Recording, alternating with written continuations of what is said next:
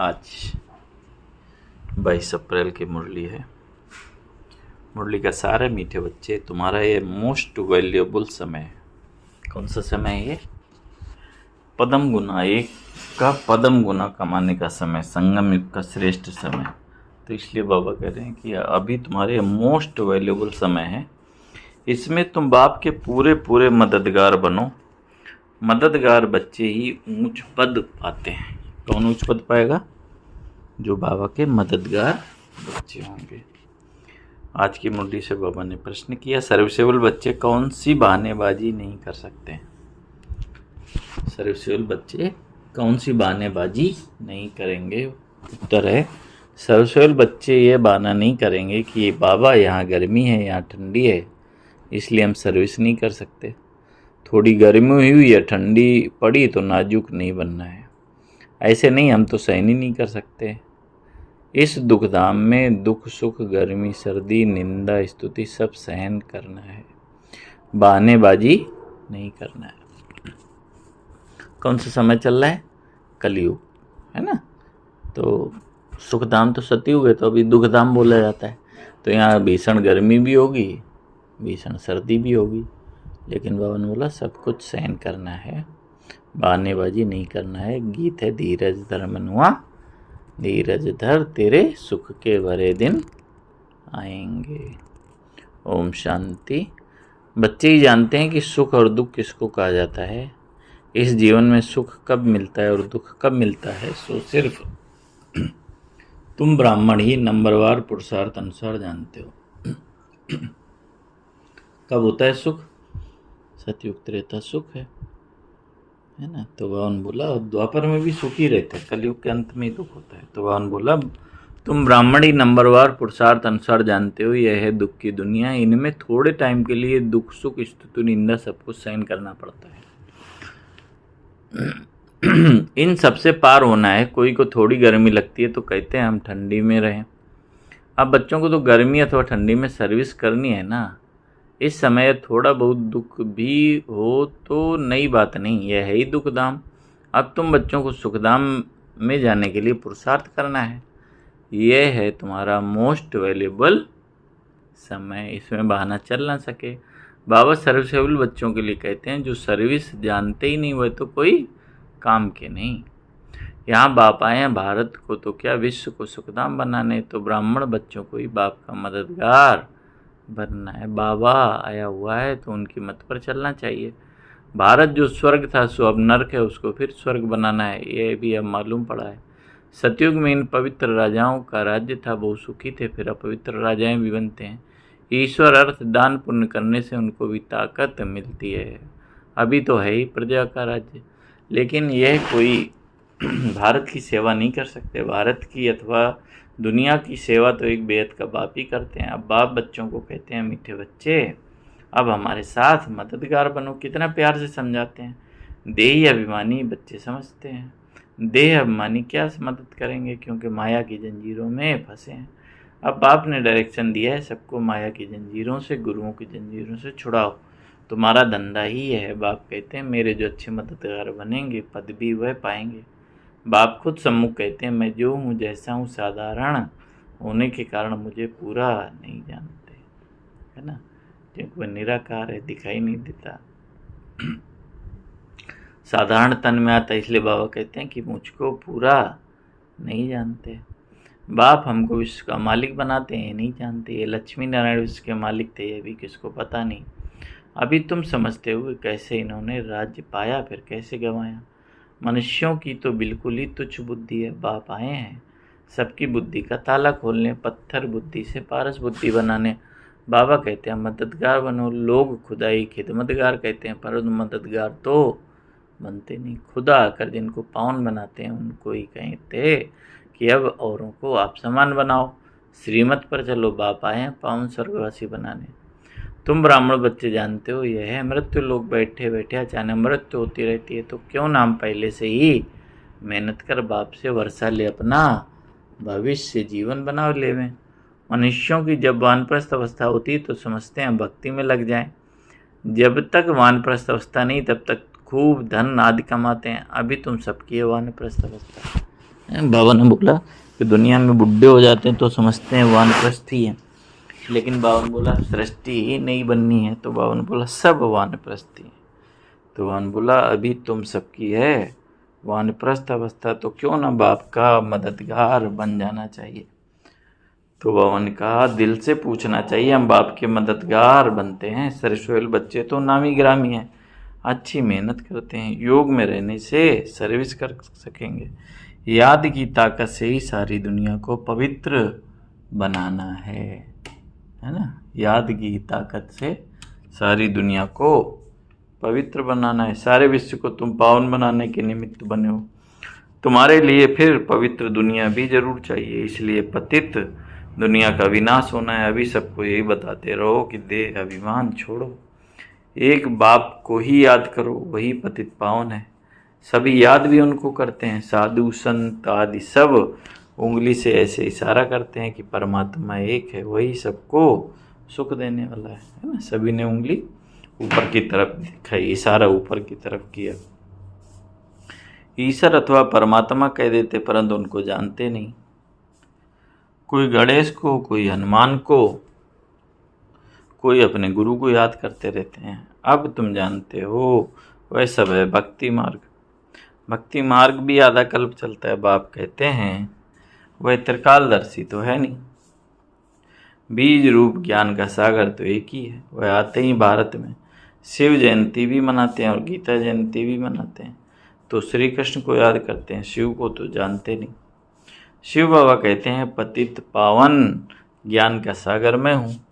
कृष्ण के लिए तो कह ना सकें, गीता का भगवान कौन, यह बहुत अच्छा चित्र है। बाप यह चित्र आदि सब बनवाते हैं बच्चों के कल्याण के लिए।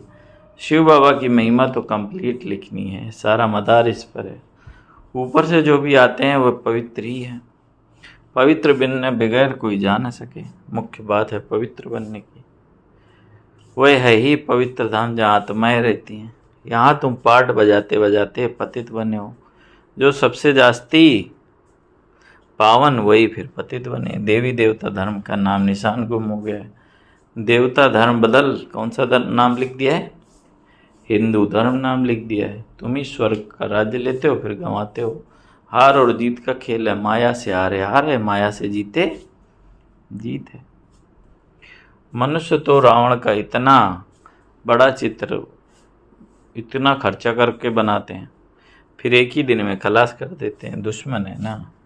लेकिन ये तो गुड़ियों का खेल हो गया। शिव बाबा का भी चित्र बनाए, पूजा कर फिर तोड़ डालते हैं, है ना। कई बार वो शिवलिंग बनाते हैं पूजा के लिए फिर तोड़ देते हैं। देवियों के चित्र भी ऐसे बनाए फिर जाकर डुबोते हैं, कुछ भी समझते नहीं। अब तुम बच्चे बेहद की हिस्ट्री जोग्राफी को जानते हो कि ये दुनिया का चक्र कैसे फिरता है। सतयुग त्रेता का भी किसको पता नहीं, देवताओं के चित्र की भी गिलानी वाले चित्र बना दिए, देवताओं के चित्र भी कैसे कैसे बना दिए। बाप समझाते हैं मीठे बच्चे, विश्व का मालिक बनने के लिए बाप ने तुम्हें जो परहेज बताई है वह परहेज करो। याद में रहकर भोजन बनाओ, योग में रहकर खाओ। बाप खुद कहते हैं मुझे याद करो तो तुम विश्व के मालिक फिर से बन जाएंगे, है ना। तो बाबा धारणा की भी बात बताता है ना, किस कैसे याद में रह के ही भोजन बनाओ, याद में ही रह के उसको स्वीकार करो। याद करने से विश्व का मालिक बन जाएंगे। बाप भी फिरते आया हुआ है, अब विश्व का मालिक बनना है।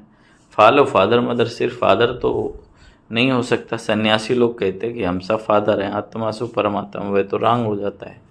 यहाँ मदर फादर दोनों पुरुषार्थ करते हैं। फॉलो मदर फादर ये अक्षर भी यहाँ के हैं। अभी तुम जानते हो विश्व के मालिक थे तब हम पवित्र थे, अब वह पवित्र हैं, फिर से पवित्र बन रहे हैं। हम भी उनकी श्रीमत पर चले पद प्राप्त करते हैं। वह इन द्वारा डायरेक्शन देते हैं, उस पर चलना है। फॉलो नहीं करते तो सिर्फ बाबा बाबा कह मुख मीठा करते हैं मतलब बाबा को खुश कर देते हैं, बाबा बाबा कहते हैं, लेकिन फॉलो नहीं करते। फॉलो करने वालों को ही सपूत बच्चे कहेंगे। जानते हो मम्मा बाबा को फॉलो करने से हम राजाई में जाएंगे, ये समझ की बात है।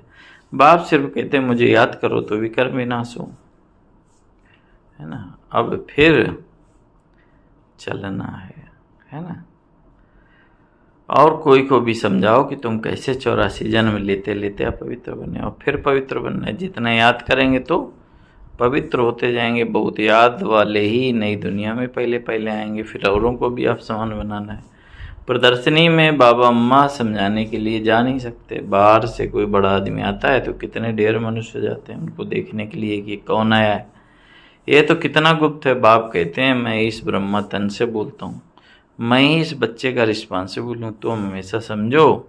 शिव बाबा बोलते हैं, वह पढ़ाते हैं, तुमको शिव बाबा को ही देखना है, इनको नहीं देखना है। अपने को आत्मा समझो और परमात्मा बाप को याद करो। हम आत्मा है, आत्मा में ही सारा पार्ट भरा हुआ है। यह नॉलेज बुद्धि में चक्र लगानी चाहिए। सारी दुनियावी बातें ही बुद्धि में होंगी तो गोया कुछ समझेंगे नहीं, बिल्कुल ही बदतर है। परंतु ऐसे ऐसे कल्याण तो करना ही है। स्वर्ग में तो जाएंगे परंतु ऊंच पद पाएंगे नहीं। सजाएं खाकर जाएंगे, ऊंच पद कैसे पाएंगे, वह तो बाप ने समझाया है। एक तो सुदर्शन चक्रधारी बनो और बनाओ, योगी पक्के बनो और बनाओ। बाप कहते हैं मुझे याद करो, तुम फिर कहते बाबा हम भूल जाते हैं। बाबा कहते हैं लज्जा नहीं आती। बहुत हैं जो सच बताते नहीं, भूलते रहे बहुत हैं। बाप ने समझाया है, कोई भी आए तो उनको बाप का परिचय दो। अब 84 का चक्र पूरा हुआ, अब वापस जाना है। राम गयो रावण गयो, है ना, जिसका बड़ा परिवार। इसका भी कितना अच्छा अर्थ है। जरूर संगम युग होगा जबकि राम का और रावण का परिवार है। यह भी जानते हो सब विनाश हो जाएंगे, बाकी थोड़े रहेंगे। कैसे तुमको राज्य मिलता है वह भी थोड़ा आगे चल मालूम पड़ जाएगा। पहले से तो सब नहीं बताएंगे, फिर वह तो खेल हो न सके, है ना। खेल मतलब अनएक्सपेक्टेड, जैसे क्रिकेट का होता है ना कि कौन जीतेगा कौन हारेगा, तो ऐसे भवन बोलते ना दुनिया खेल है। खेल में तो अनएक्सपेक्टेड होता है ना। तो तुमको भी साक्षी हो देखना, साक्षात्कार होते जाएंगे।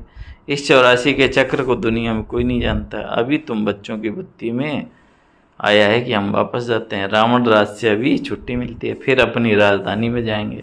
बाकी थोड़े रोज हैं, यह चक्र फिरता रहता है। अनेक बार यह चक्र लगाया। बाप कहते हैं जिस कर्म बंधन में फंसे हो उसको भूल जाओ, गृहस्थ बार में रहते हुए भूलते जाओ। अब नाटक पूरा होता है, अपने घर जाना है। इस महाभारत लड़ाई के बाद ईश्वर के गेट खुलते हैं। इसलिए बाबा ने कहा यह नाम बहुत अच्छा है, गेटवे टू हेवन। कोई कहते हैं लड़ाइयाँ तो चलती आई हैं, बोलो मूसलों की लड़ाई कब लगी है? यह मूसलों की अंतिम लड़ाई है ना। तो बाबा एक मुरली में बोला ना, मूसल मतलब मिसाइल से युद्ध। 5000 वर्ष पहले भी जब लड़ाई लगी थी तो यह यज्ञ भी रचा था। अब इस पुरानी दुनिया का विनाश होना है, नई राजधानी की स्थापना हो रही है। तुम ये पढ़ाई पढ़ते हो राजाई लेने के लिए, तुम्हारा धंधा है रूहानी। जिस्मानी विद्या तो काम आनी नहीं है, शास्त्र भी काम नहीं आएंगे, तो क्यों ना इस धंधे में लग जाना चाहिए। बाप तो विश्व का मालिक बनाते हैं, विचार करना चाहिए कि कौन सी पढ़ाई में लगें। वह तो थोड़ी ही डिग्रियों के लिए पढ़ते हैं, तुम तो पढ़ते हो रजाई के लिए। कितना रात दिन का फर्क है। वह पढ़ाई पढ़ने से भूगरे माने चने भी मिलेंगे नहीं, पता नहीं किसका शरीर छूट जाए तो भूगरे भी गए। मतलब कुछ थोड़ा बहुत कमाते तो वो भी चला गया। कौन सी लौकिक पढ़ाई पढ़ने से, लेकिन ये कमाई चाहे एक दिन भी ज्ञान में चला लेकिन उसका खाता जमा हो गया, उसका भाग्य बन गया। हाँ, तो इसलिए बाबा ने कहा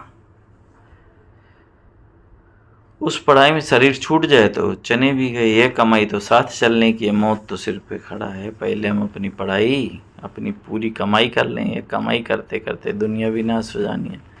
तुम्हारी पढ़ाई पूरी होगी तभी विनाश होगा। तुम जानते हो जो भी मनुष्य मात्र हैं उनकी मुट्ठी में भूगरे माने चने हैं, उनको ही बंदर मिसल पकड़ बैठे हैं। अब तुम रत्न ले रहे हो, इन चनों से ममत्व छोड़ो। अच्छी रीति बाप समझाते हैं, तब भूगरों की मिट्टी को छोड़ते हैं। ये तो सब खाक हो जाना है। अच्छा मीठे मीठे सिखला दे बच्चों प्रति माता पिता बाप दादा का याद प्यार और गुड मॉर्निंग। रूहानी बाप की रूहानी बच्चों को नमस्ते। हम रूहानी बच्चों की रूहानी बाप दादा को याद प्यार गुड मॉर्निंग। नमस्ते बाबा, नमस्ते, शुक्रिया बाबा, शुक्रिया। धारणा के लिए मुख्य सार है, रूहानी पढ़ाई पढ़नी है और पढ़ानी है, अविनाशी ज्ञान रत्नों से अपनी मुट्ठी भरनी है, चनों के पीछे समय नहीं कमाया। अब नाटक पूरा होता है, इसलिए स्वयं को कर्म बंधनों से मुक्त करना है, स्वदर्शन चक्रधारी बनना और बनाना है, मदर फादर को फॉलो कर राजाई पद का अधिकारी बनना है। वरदान है, संकल्प को विचेक कर व्यर्थ के खातों को समाप्त करने वाले श्रेष्ठ सेवाधारी भव। संकल्प को विचेक कर व्यर्थ के खाते को समाप्त करने वाले श्रेष्ठ सेवाधारी भव। श्रेष्ठ सेवाधारी वह है जिसका हर संकल्प पावरफुल हो, एक भी संकल्प कहाँ व्यर्थ न जाए, क्योंकि सेवाधारी अर्थात विश्व की स्टेज पर एक्ट करने वाले। सारा विश्व आपको कॉपी करता है। यदि आपने एक संकल्प व्यर्थ किया तो सिर्फ अपने प्रति नहीं किया, लेकिन अनेकों के निमित्त बन गए। इसलिए व्यर्थ के खाते को समाप्त कर श्रेष्ठ सेवाधारी बनो। स्लोगन, सेवा के वायुमंडल के साथ व्यर्थ के वैराग्य वृत्ति का वायुमंडल बनाओ। ओ अव्यक्त सारे कंबाइंड रूप की स्मृति से सदा विजयी बनो। विस्तार है, संगम युग है, कंबाइंड रहने का योग। बाप से अकेले हो नहीं सकते, सदा के साथी हो। सदा बाप के साथ रहना अर्थात सदा संतुष्ट रहना। बाप और आप सदा कंबाइंड हो तो कंबाइंड की शक्ति बहुत बड़ी है। एक कार्य के बजाय 1000 कार्य कर सकते हो, क्योंकि 1000 भुजाओं वाला बाप आपके साथ है। अच्छा, ओम शांति। तो आज बाबा ने विशेष जो इशारा दिया, समय बहुत वैल्यूएबल है, बाबा के मददगार बनना है। जो मददगार है वही बाबा का सपूत बच्चा है। तो इसलिए बाबा ने बोला कि जो सर्विसेबल होगा वह कोई बहाना नहीं करेगा, क्योंकि अभी है ही दुखदाम। अच्छा, ओम शांति, ओम शांति, ओम शांति।